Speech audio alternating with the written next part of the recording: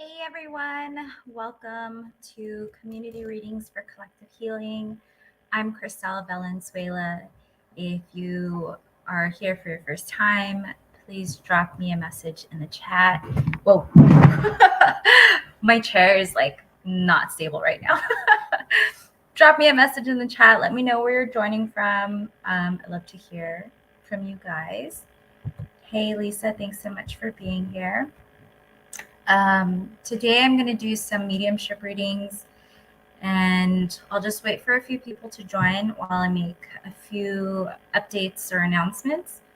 I'm on a really unstable chair because I didn't want a traditional computer chair, and I got a yoga ball. And this yoga ball goes into like this chair frame, and it's not, I don't know what's wrong with it. I haven't had time to troubleshoot it, but it's not very stable right now. So if you see me bouncing, that's the reason why. I'm also in Southern California, and it's incredibly hot today. My laptop says it's 88 degrees, but I think that's false. That's probably like the beach weather right now, and I am inland. I do have some really fun things coming through in the next week or two. I'm going to be participating in a retreat this coming August 6th and 7th. And this retreat, to share with you, with everything that's happening in the world concerning female-bodied beings, whether it be the repeal of Roe versus Wade in the US, or whether it just be domestic violence anywhere in the globe towards women,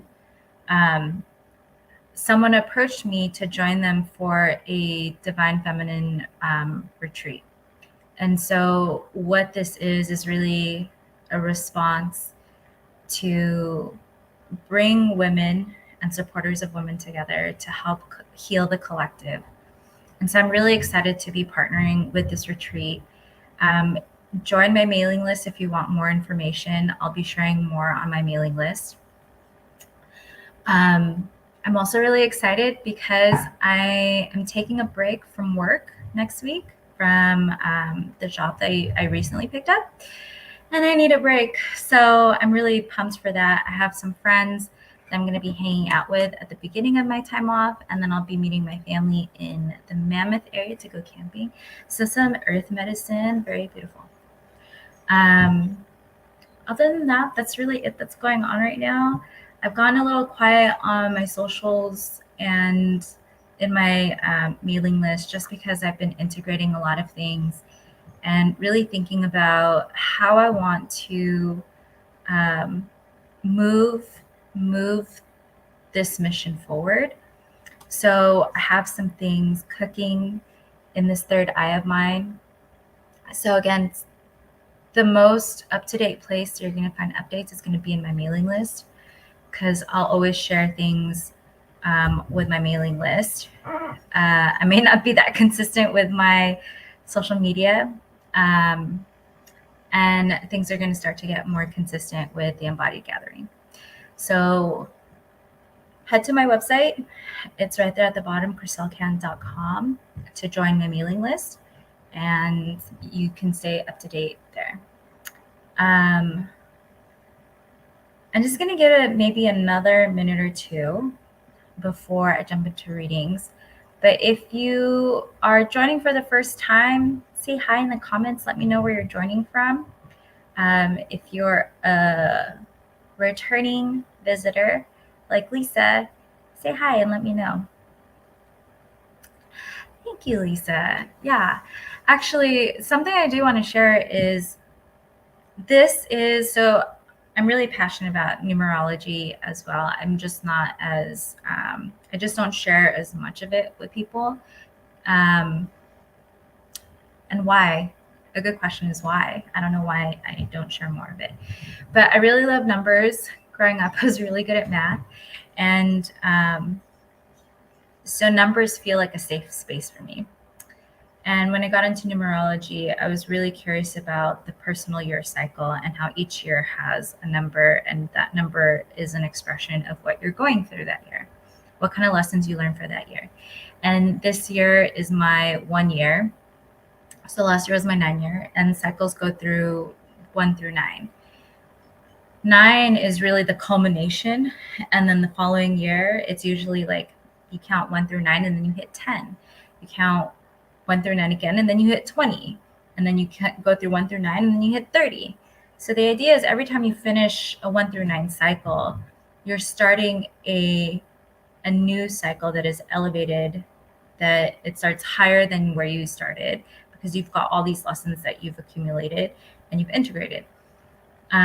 And in a way, it is going to feel like you're starting over again, because that's what 1 is all about. It's about taking that first step. It's about leadership.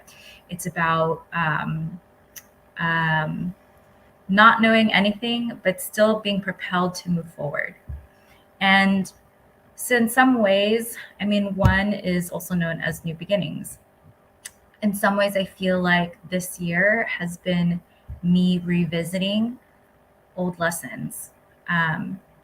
And a good example of that is when I started this job, I realized I had really bad anxiety. I was assessed to have severe anxiety with mild depression. And I realized I wasn't enjoying anything anymore. And so that really was a moment of imposter syndrome, where I was like, how can I teach people? How can I speak on this topic of like doing what you love and being passionate and grounding yourself in everything that I stand for, when I don't feel that myself? And it really made me question, like, should I still be doing this? Should I throw in the towel? Should I stop? And what I did is I got help, because even your quote unquote master, even your quote unquote guru has someone that they go to for support. And so that's one of the biggest lessons that I take away from this, is that it doesn't matter who you are. Even the healers need healing. Even the practitioners have someone that they go to. And that support is, support is a moment of vulnerability, but vulnerability, being able to acknowledge and live in harmony with your vulnerability, is such a skill, because a lot of times our society teaches us to just hide it. And Lisa says her anxiety was kicking her butt. Yeah, my anxiety was kicking my butt too. I realized I was having a hard time sleeping. I realized that I was constantly thinking of work, and I'm not in a position that is fat, like I'm not in a position where there's a lot of urgency. I'm not in a position where I'm dealing with time sensitive or critical issues. So a lot of that was self-imposed. And it was a moment of reflection when I spoke about it with my therapist that I was creating the anxiety for myself, that I was the source of the anxiety. But the more I thought about it, I knew that I wasn't the actual source of my anxiety. I knew that the anxiety was also leftover patterning, leftover conditioning from my last job, because I was falling into old habits from that last job. And if you're just joining, if this is your first time here, or if you are a returning visitor, drop me a comment, let me know that you're there, and let me know where you're joining from. I'm just chatting to give you guys time to join. But yeah, so I started seeing a therapist, which was one of the perks of my new job, that on top of all the benefits that are included, that they included therapy sessions. And my therapist is really great, because one of the things she told me, because I was finding myself trying to rationalize the connection between my spirit and my physical experience and my mind. And I was trying to weigh them against each other as if one meant more than the other. And where I landed with the help of my therapist is that you need both, that they're all very important. That your spirit is as valuable as your mind and as valuable as this physical experience. Your intuition is as important as your logical mind. And that's actually a big one for me too, because I was starting to wonder, am I leaning too much on my intuition, and that's why I feel so burnt out, whereas I could let myself balance it more with my rational mind. And I've been reading this very easy read, this really good book on developing your mediumship. And something the author said in the book was that you are not rational or intuitive. You are both. And to allow yourself to let both work and let them work together when you're in a reading. And I thought that was really, that like just clicked something in my head. And I was like, I've been questioning whether I'm any good, because that is exactly how I work. And I wondered if the rational part needed to be taken out of my readings. And so it was just a form of validation for me at a moment that I really needed it, to hear that, not to hide it, not to try to turn it off, but to allow them to work together. So hi, Sarah. Hi, Aisha. Hi, Sheila. Thanks so much for joining. I'm going to go ahead and jump into some readings now.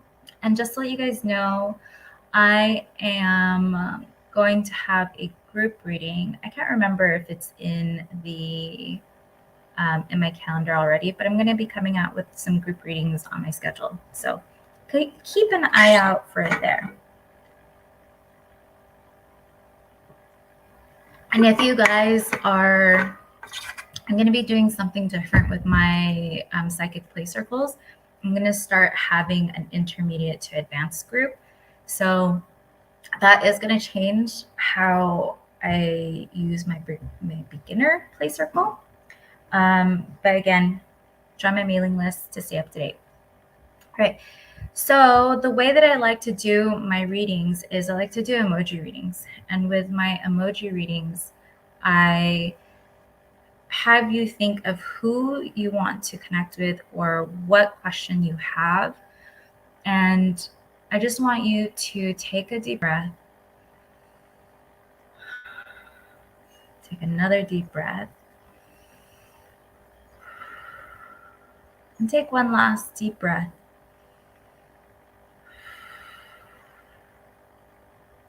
And think of that intention, whether it be a person or whether it be a question that you have. Allowing yourself to breathe into that intention, giving that intention life, giving that intention energy and love. and allowing it to grow. Allowing that intention to continue to grow until it fills up your entire space, whether you're in a room, whether you are in a car, or whether you are in a store. And then releasing that intention, trusting that it will go exactly where it needs to go to serve your highest good. And when you're ready,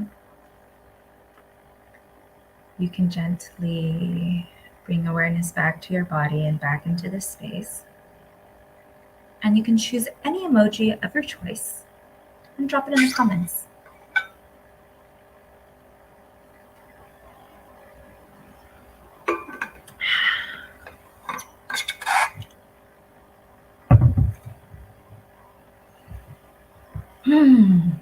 One of the things that has really fed my anxiety lately is in 2019, when I started my conscious spiritual journey, I,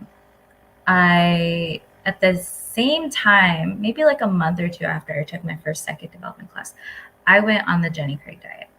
I was like 177. I was 177 pounds and I'm 5 feet tall. I'm short. So I was not happy with my health. I was having all kinds of health issues. And I finally was like, you know what? I just need help. I need help getting my weight under control, learning new dietary habits. And I just needed the support. And I lost a ton of weight. I lost like 30 pounds. And I was even able to keep it off during the pandemic and like continue to lose weight and worked out and all that jazz. And then in the last 2 years, not 2 years, maybe the last year and a half, because it really started with last year. In the last year and a half, I started to gain that weight back. And it's been so unnerving to see myself gain the weight after I worked so hard to lose so much of it. And I feel like it's so representative of what I've been going through in the last year, because last year was really traumatic for me. I went through a lot, grieving the loss of my living parents, dealing with the stress of separating from my partner and then having to co-parent. Still dealing with all the anxiety that came as a result of COVID, and then all kinds of other things that, you know, are just kind of the new normal now. And what I realize is that my body is just patting me, insulating me, and trying to protect me from the emotional labor and the trauma. And so I guess because I've been so scared to just call it out, this is me just calling it out to hold myself accountable. Thank you, Lisa. Okay, so it looks like I'll just go ahead and go in order. I'll go in order. Yeah, Lisa, then Mo, and then Sheila. Thank you, Mo. I appreciate that. I think I'm still processing the grief of my living parents, because my parents are still alive, but they're no longer a part of my life. And coming to terms with that, I realize that what grief brings us, with the grief and sadness, because I've always believed that our emotions are there to give us data. And this is my rational mind working again, that emotions are there to give us data so that we can have the data to be able to make informed decisions. And so what grief tells us, what I've learned, is that we have processing to do, help us process a loss. And I'm not done processing this loss. It's quite difficult and confusing because they are still alive and they live down the street from me. And so my kids ask for them, which is, something that happens when we lose people to death. And I feel like, even as I'm like speaking this out loud, I feel like, it's not something that I can give a timeline to, but it's just something that I have to move through. Whew, okay, I'm just going to take a deep breath. Okay, so Lisa.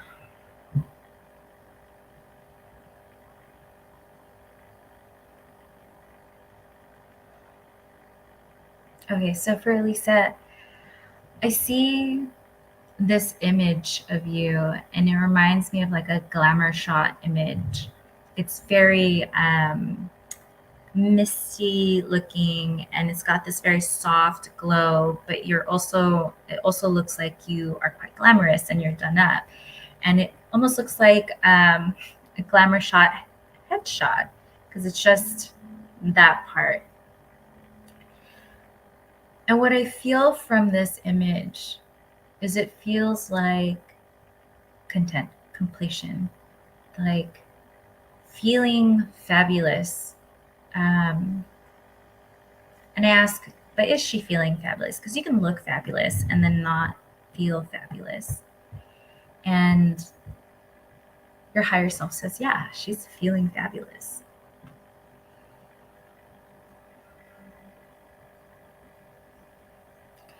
And when I see this image, what I see is like, I see this photo, and then it's almost like it was just a frame. So it's almost like it's a facade of a photo. And then you walk away and you're just kind of like dancing, and you're wearing this gorgeous sequenced dress, this fitted sequenced dress, with interesting puffy shoulders, almost not shoulder pads, but it's got that like puffy sleeves, which is in the Philippines they call them Filipiniana sleeves, but they're not quite Filipiniana sleeves, but they're like these big puffy sleeves on this beautiful sequence dress, and you're dancing, and it almost feels like the hostess with the mostess is just like dancing and working the floor and working the crowd. And when I say hostess with the mostess, it's like it almost feels like this is your talk show, this is your show, and you are fully in it and owning it.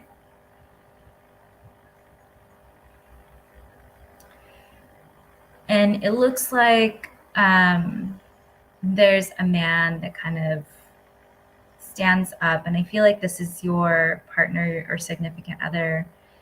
And I know from past readings that he has been sort of it's been difficult with him, but it looks like you just are so empowered in this relationship and in your identity that he stands up and you're just like, no. And when I see him, he looks like Stanley from The Office. So I get this feeling that he's the kind to be very like a downer. He's a downer. Reminds me of Eeyore from Winnie the Pooh. Sort of like a wet blanket and a downer. Sarcastic.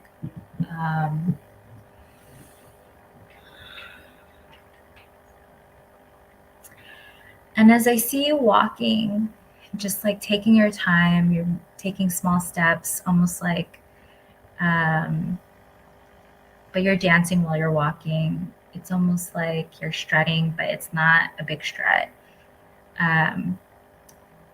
I see that you're walking down this long path, and this long path is leading you towards a bright white light. And it does look like you are walking towards the light, but it doesn't, you're not dying yet, but it feels like you're walking towards enlightenment.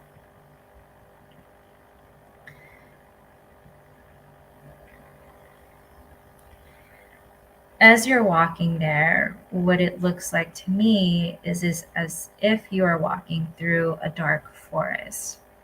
And it feels like everything is just nature. So it feels like everything is just natural, and that the only difference between you and the destination is the knowing, having everything revealed.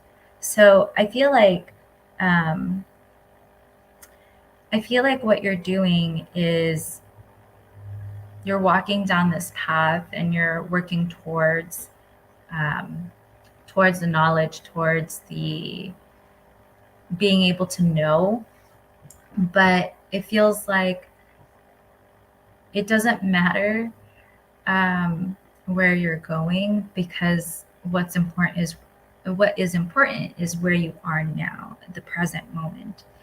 And in the present moment, you are still surrounded by beautiful, grounding energy, and that you can be, well, because you're wearing this beautiful sequence dress, that you are the light, and that you can shine that light in any direction and create the beauty wherever you are in the present moment. So even though there's this amazing, gorgeous white light at the end of your path, you're going to look back and then realize, like, oh, it was always there. It was all the same. It's just a matter of when are you going to realize it. So it also feels like you could, if you can take a moment to be in the present moment and just allow the little lights that shine off this beautiful sequin dress. Like, I would wear this dress. It almost creates this disco ball effect on the area around you, which can really romanticize the present moment. Bringing little bits of light could really romanticize the present moment, and that you could shorten this path. It's almost like a shortcut, but it's not a shortcut, because it's just reaching the end, whatever it is this goal is of yours, sooner.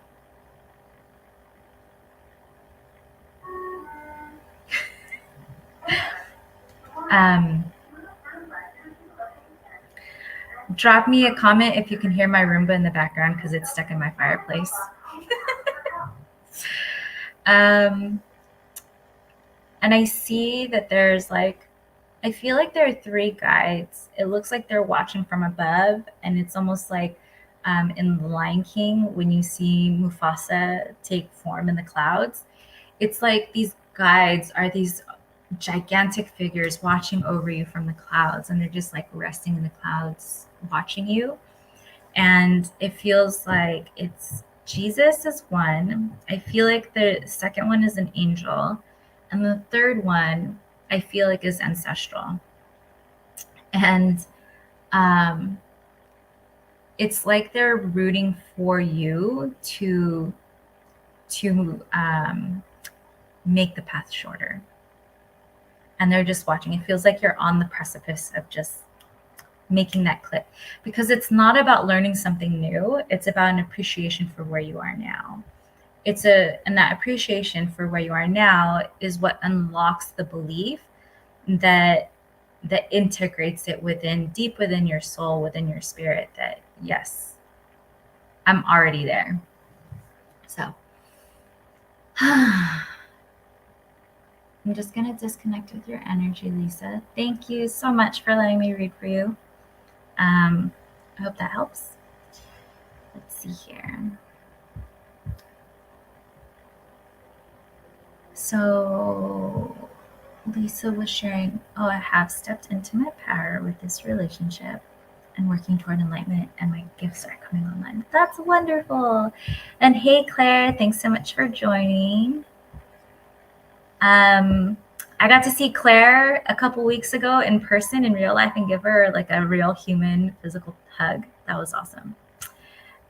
Mo said, that's still a real loss for sure. Even when we cut ties with a friend I've known for a few months, I go through some grief. Thank you. And actually, I was thinking the exact same thing. Like, people come in and out of our lives, all throughout our lives, and everything hits different. And this is just like having a friend come in and out of our life. I would almost even say this is like having a friend that you've had around forever and ever, and are just now realizing how bad for you they are. And as much as you love them, that doesn't mean that you can let them hurt you. And that's what I'm doing. So thank you. Okay. I am going to read for Mo next. Okay.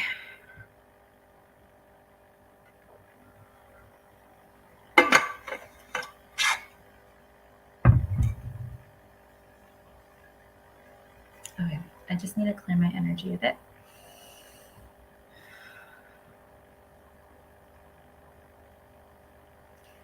Okay, so I feel like someone's coming through for you, Mo, and I see someone on mom's side of the family.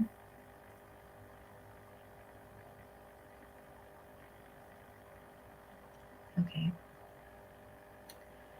When I see this person come through, when they first come through, they look like they're in this space where I would see your mom, or actually, yeah, it looks like where I would see your mom.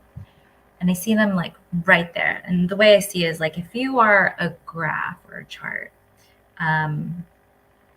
this is my right hand side, this is my left hand side.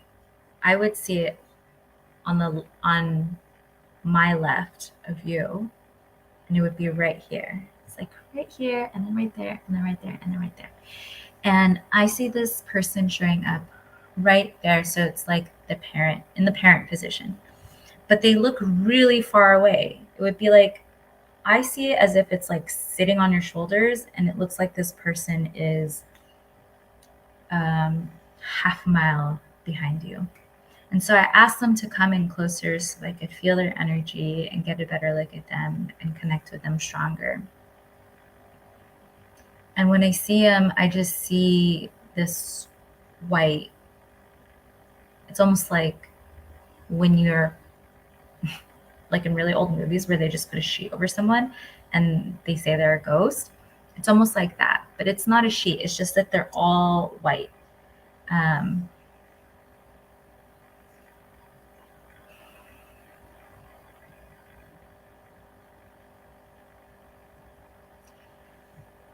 Okay, I'm not sure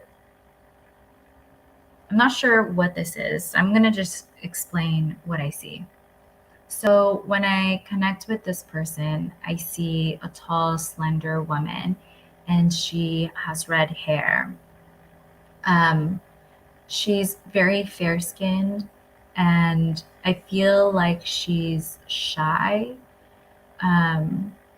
She's either shy or really insecure because it's like this cloak over her. She's using this cloak to hide, and she's giving me peeks of her. So it's like the cloak is there covering her, but then she removes it, and she might come like really close to my face so that I could see her. And it does look like she has like a little bit of freckles, and she's very slender, very almost gaunt, but not like an unhealthy gaunt. She's really pretty, but she feels very, when I talk about her being shy or insecure, I get tingles as if that's very true to her. Like she wants me to emphasize that. The way she's dressed, it's very modest, but it almost feels like a schoolgirl. Like there's a long knee-length pleated skirt. She's wearing white knee-high socks. But her top, it looks like there's like a white shirt, maybe even like a white turtleneck or low mock neck turtleneck with a blazer. So it's very modest in that she's like almost completely covered. And she also feels quite beautiful. What I see, it looks like she's very pretty, but that she's very unsure of it. Like she's not aware of how pretty she really is or how beautiful she is. I also feel like she's quite graceful. The movements that she makes, it almost looks like she could be, maybe she's a ballerina because her legs, I keep saying she's tall and slender, but she has very long limbs. And the way she moves her legs, it's almost like either an Irish dancer or a ballet dancer because they're very long and she bends them. And is grandma, so Mo says that it sounds like grandma, but grandma's still around. Is grandma, does grandma have Alzheimer's or dementia? Because sometimes this happens where I get people that are living, and the reason why they're coming through is because they have, okay, yeah, and it's because they have like Alzheimer's or dementia. And usually when this happens, it's because they're like in between, like the veil. It's like they're living in multiple dimensions while conscious. I don't want to say that the veil is removed because it's like they're jumping through their timeline and they don't have the grounding to be in the present moment. Let's see. Grandma, why are you coming through? So I asked her, why are you coming through? And then I see this elderly woman. And she says, because I love her. And I have no idea if you are a woman, so I apologize. But this is what I'm hearing from her. She says, because I love her, I wanted to show up for her, and this is how I can communicate with her.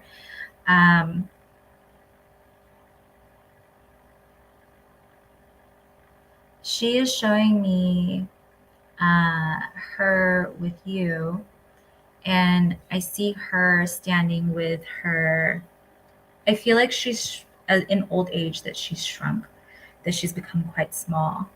And I see her with you, and she's standing with like a arm on your shoulder, like around you on your shoulder, and then the other arm on your arm closest to her. So she's standing next to you like this. But I feel like she's so small because she's like really hunched over, and also compared to you, she looks really small. I have no idea what you look like. What she shows me is an avatar. I also feel like what she's showing me looks like what I initially saw as this redheaded, tall, slender woman, and that this is you, that this is now representing you. So again, if you're not a woman, I'm sorry, but this is how she's showing it to me. And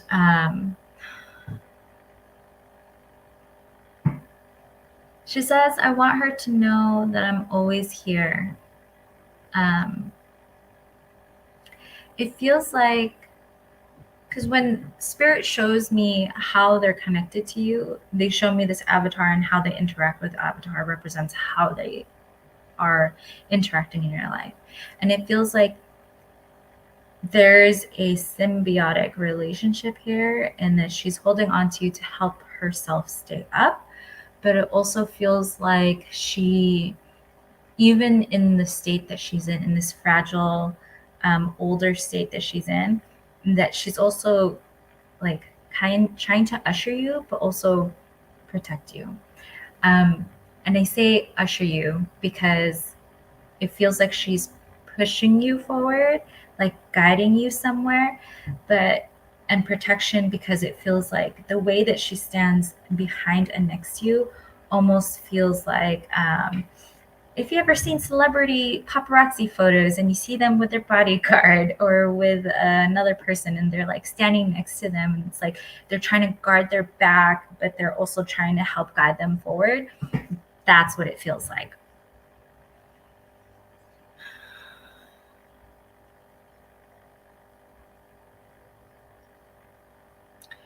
I was just asking, what is it that she wants to share with you? And I feel like there's just a lot of admiration for you, because she shows me she's just admiring your face, kind of like stroking your chin, and it feels like bringing attention to your own beauty. Like I mentioned that grandma feels like someone who's so unaware of how beautiful she is, and it feels like she wants you to know. She doesn't want you to wait as long as it took for her to realize like how beautiful of a person she was. She wants you to realize sooner. She wants you to be fully empowered and acknowledging that. Beauty goes beyond physical appearance. It feels like I feel like going like this and then drawing it down to the heart, because it feels like like the beauty really starts from within.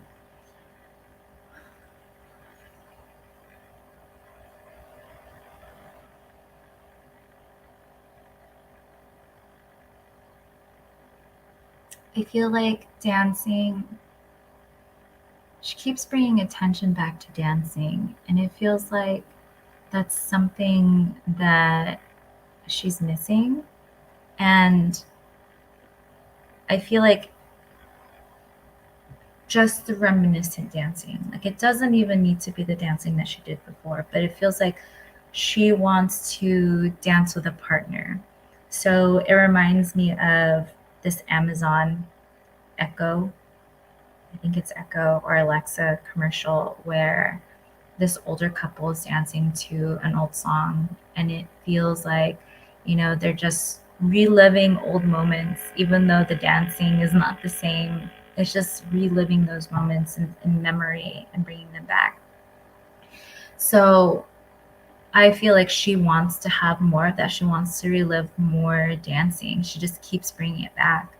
But it feels like dancing with a partner, because I know I saw like the leg movement, but I also see like a hand held out and dancing with someone and having that fun again.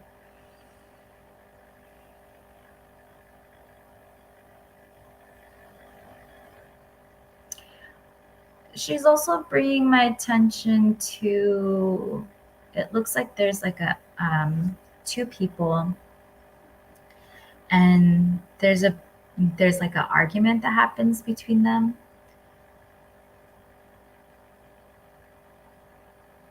Okay, so here's what I see. I see two people. I think that you're one of them, because there's like a ginger person, which she's been using a red-headed person to represent you. And then there's a dark-haired person that has like a Freddie Mercury kind of mustache. Or maybe it's just like a really thick mustache.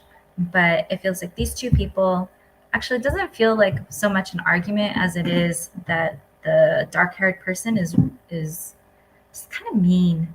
And so they say something. So let's start. These two people are sitting. I see them sitting very close together, like maybe even cuddling on a couch. And this dark-haired person says something that's just like really mean, and is kind of in your face when they do it. And they get up, walk away, and it's just like, wow, that was really rude. And then for you, I see you just sit back, and it's like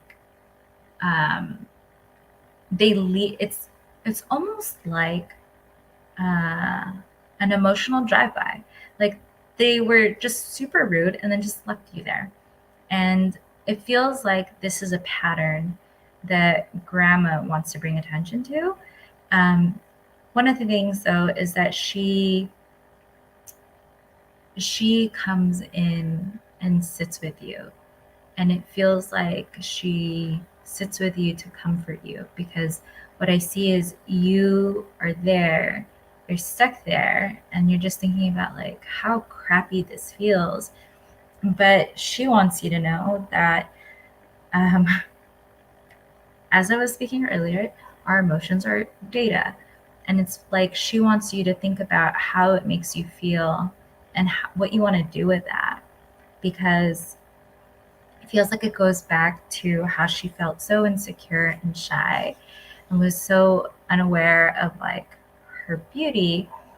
It feels like empowering you to be like, look, you're worth so much more. You can do so much more than let people treat you this way.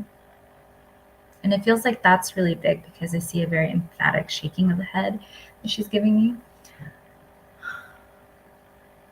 And it feels like between the avatar she showed me and this that she's showing me right now, it feels like this is like a younger version of you. So it feels like a very, like, I don't know if this is something that you go through now, but it feels like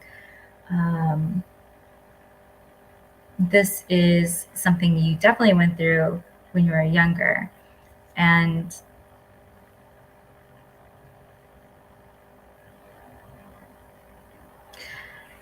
she's saying that no matter how long it takes for you to learn this lesson, she's always going to be there to comfort you and to like encourage and raise you up. And when I see her comforting you, it just feels like, because there's a lot of comforting that happens from spirit, from the other side. And the way I see it is like when they give you a hug, they're giving you that feeling of love and affection. And that feeling can raise your vibration. It literally charges up your energy. And so I feel like she will be there to lift up your energy when this happens, whether she's here physically or not. So even in spirit, she's going to be doing that. And she shows me a very, very green mountain, and it feels like this is like, mountains always represent journeys, but because it's so green, it feels like you have a journey ahead of you, but that there's so much love. There's so much love and life in this journey, and that it's going to be a really beautiful journey. And that's opposed to it being like a really dry, rugged journey. So it feels like enjoy the ride. And yeah, that's it. So thank you, Mo, for letting me read for you. I appreciate it. I'm just going to clear my energy.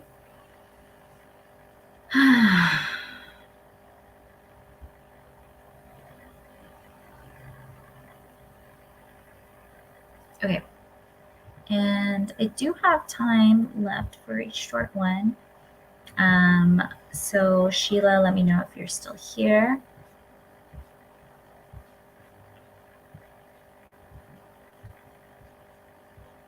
And Sheila, if you are not here, let me see if I have my cards with me.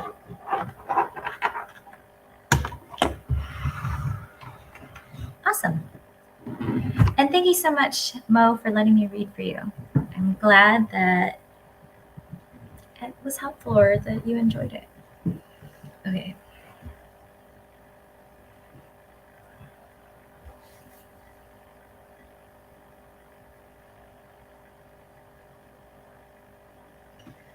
Okay, Sheila, first thing I see is this small child, not really small, maybe like 10 or 12 years old. And this feels like it's symbolic. So I feel like there's this kid, they're wearing like this white muslin dress or linen dress, whatever, and it has an apron. It's very Little House on the Prairie vibes. And this kid is sitting, it's a girl, and she has hair like me, where she's got the braids going on or like pulled back like this. But she's sitting in a field, a big open field, green field of grass, and then there are little yellow flowers, little yellow wildflowers everywhere. And she's sitting there in this white dress, kind of like sitting back on her legs, sitting back on her feet, underneath her, with her apron out. And she's collecting these flowers and putting them in her apron.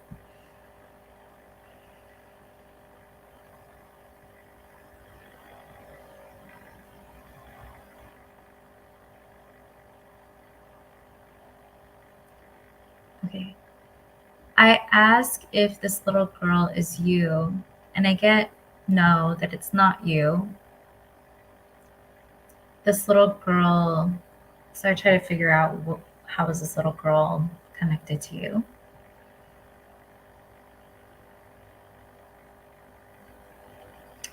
She says she's a friend.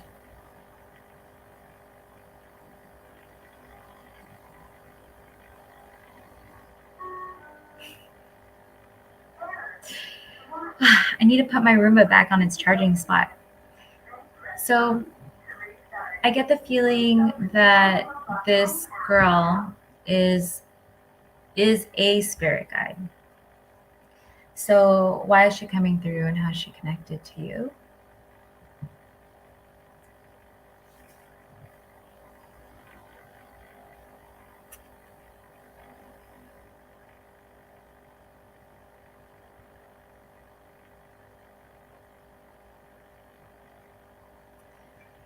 Has to do with inner child healing. Like this is your inner child spirit guide.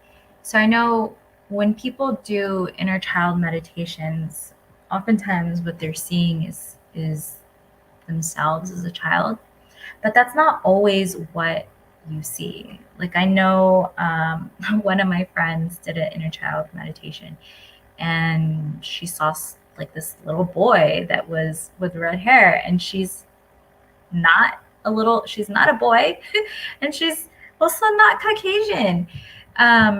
She is very brown and very Asian like me.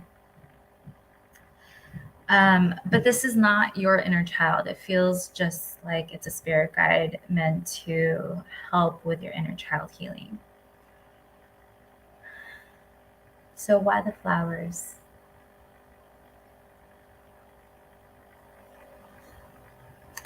So I hear that you're collecting blooms, that these flowers that the spirit is collecting, these little yellow wildflowers, is that you're collecting blooms.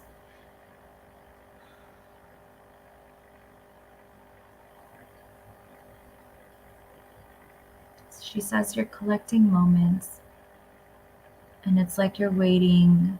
You're collecting these milestones, but you're not celebrating. It's like you're waiting for the right one. But these are milestones. These aren't stepping stones to the milestones. So whether you actually have like defined milestones, or if you have a hard time identifying milestones, it feels like the call to action here is to celebrate every step of the way. And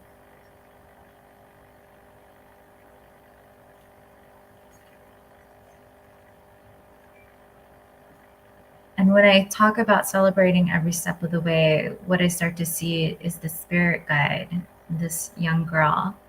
She's like playing with these flowers. She's playing in this field. She's soaking up the sun. She's dancing and twirling in this field. And she says, like, look around you. You're surrounded by so much life-giving energy. And that's what these blooms that you're collecting are. It's life-giving energy, but you have this expectation that there has to be something else. There has to be something where you're holding out for the next thing, and then the next thing. And she says, like, we can be in this space of it being beautiful and sunny and just like always enjoying it, or we can make it dark and it becomes nighttime, and we could have this very different feeling. And it feels like, because this is not physical world, this is spirit and this is energy, it feels like that we can have it like that and like that, because she's just changing it from sun to moon to sun. Like it just keeps on changing from sun to moon. And so it feels like making a choice, like when, instead of creating these requirements for allowance to allow yourself to enjoy the moment, just do it. Like make a commitment to it. This makes sense to me. I feel like I always need to be working on myself. So I got a glance of that while I was talking. I try to avoid seeing the comments because it can be really distracting to me. And I feel that so deeply because I feel like I'm constantly doing that too. And in a way, it's almost like, what kind of energy are you bringing? Are you bringing the kind of energy that life is wonderful and that there's always space for improvement, but that you're also celebrating and enjoying the present moment, or is it coming from a place that does it come from a place of unrealistic expectation, of perfectionism, of victimization, self-deprecation, that you're always needing to fix yourself?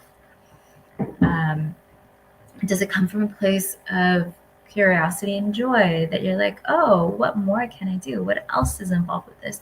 Or does it come from a place of self-resentment? I think is what it's landing on. Because I know personally for myself, I was always constantly trying to fix something. And I finally stopped because I was like, I have to stop thinking of myself as broken. Because I'm basically tearing myself down by always thinking that I need to fix something. And there's also the story of allowing yourself to just like have space and not always have to be, not having to constantly do work. Because sometimes it's in that space, that solitude of just relaxing into whatever it is that you've accumulated, accomplished, that you start to make your own actualizations, self-actualizations, self-realizations, that you start to make the connection. And that's what it feels like. I also feel an invitation to connect and play with this guide, because I see her and I feel like the perspective that I'm seeing it from is from your first person perspective, because it's like I see her holding hands with me and that we're playing Ring Around the Rosie and we're just dancing in this field. And what I teach in my spirit guides course is like, meet them, connect with them, get to know them, as if like you're getting to know a stranger, or when you're courting someone or dating someone, when you're just, trying to get to know people, you spend time with them. Spend a little bit of time with this guide every day. And as time goes on, the more familiar you get with them, the more you will open up to them, and vice versa. And so it's not even having like needing to be at a certain place. It's just allowing yourself to open up to their presence in your life.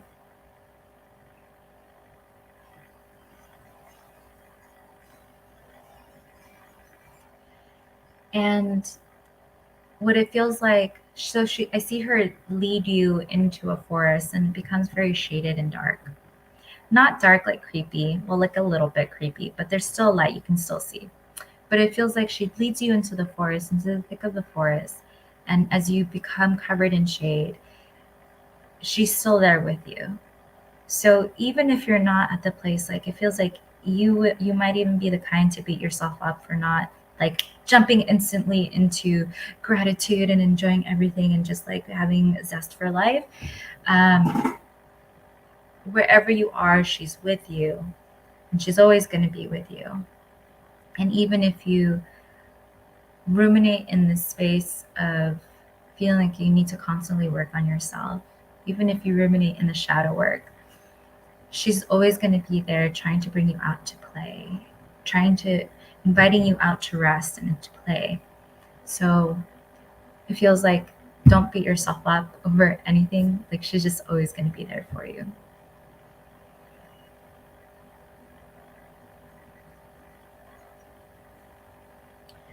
And that feels complete. She's just jumping up, playing like that's the message she wanted you to have. So thank you, Sheila, for letting me read for you. Please share how the reading helped you or connected for you. I feel like this really helps people see what you can do with energy, and helps other people bring other people closer to a relationship with their own spirit. And I feel like that's what a lot of people are craving nowadays, is a relationship with their own spirit, not religion, but a relationship with their personal spirit. So if you guys enjoyed today's community readings for collective healing, please share it with your friends, with your community. Join my mailing list to stay up to date with all of my offerings and all the events that I have coming up.